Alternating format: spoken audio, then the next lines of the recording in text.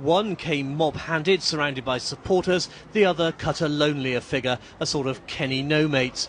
Oona King and Ken Livingstone arrived at Labour HQ in Victoria for job interviews, the first stage of the contest to choose the party's next mayoral candidate. After serving 2 terms as London Mayor, Ken Livingstone clearly has the advantage. But he remains a divisive figure.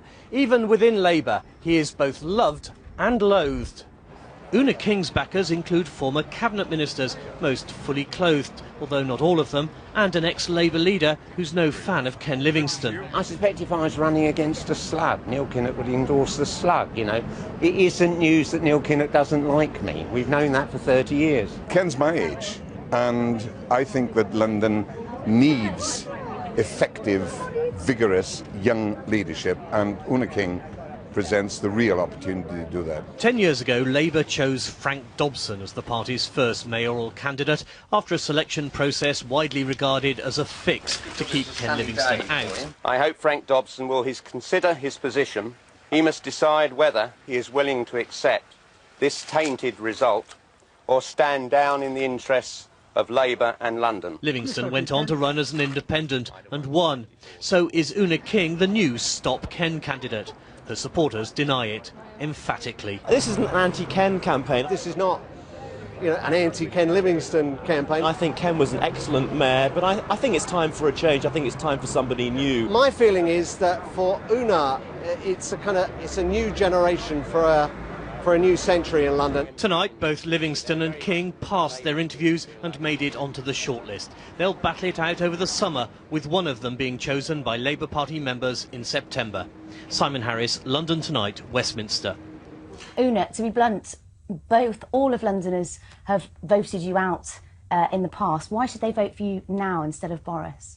Well, it's true that both myself and Ken have lost an election. Yes. Lost an election. But losing is harder than winning. So I'd say we might. It's an interesting way of looking at it. Might have learnt from it. But I think you have to ask who can win the next election. That's the question. Who can win the future election? And the reason I'm putting myself forward is because I think I've got the plans and the vision for London to win the next election. And to do that, you need to be able to take on Boris. We need a candidate that can beat Boris.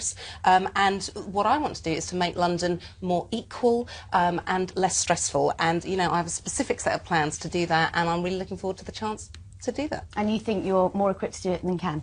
I think Ken did some great things. Haven't I told you this before, Ken? Haven't I? I think Ken did some really good things. I was 14 when you were running the GLC, wasn't I? And I gave you that 10p bus travel. You did give me the 10p bus travel, and I've been listening to Ken. And this is how you repay me? I've been listening to... Oh, but in the Labour Party, we don't think things are a birthright, do we, Ken? We believe in democracy, vigorous debate, and, that's what we're going to have. At the end of the day, it's up to Labour Party London members and affiliates about which candidate they want to choose, and we both hope they'll go. I hope they'll go for the person that I think can best beat Boris.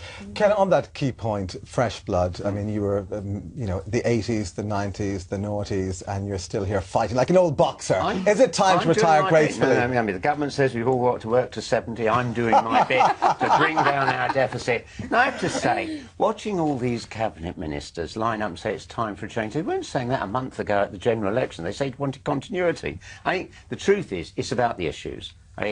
And there are things we agree on, there are things we disagree on. I want a big drive to build council housing. I think it's the big weakness of the last 13 years of the Labour government. I published my policy on housing, but I've got you go to my website, Ken, check it out. But when we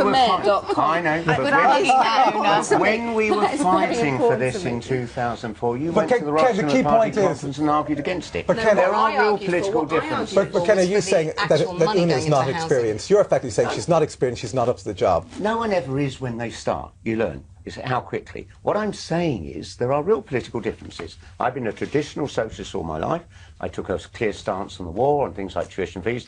Oona's been a completely signed-up member of the New Labour tendency, the Blair thing. I've always believed, I mean, you're right, that I've always believed in the founding principle that was we are going to marry social justice with economic prosperity, because you can't it's a marriage made in heaven. If you on a joint ticket. It's a loving.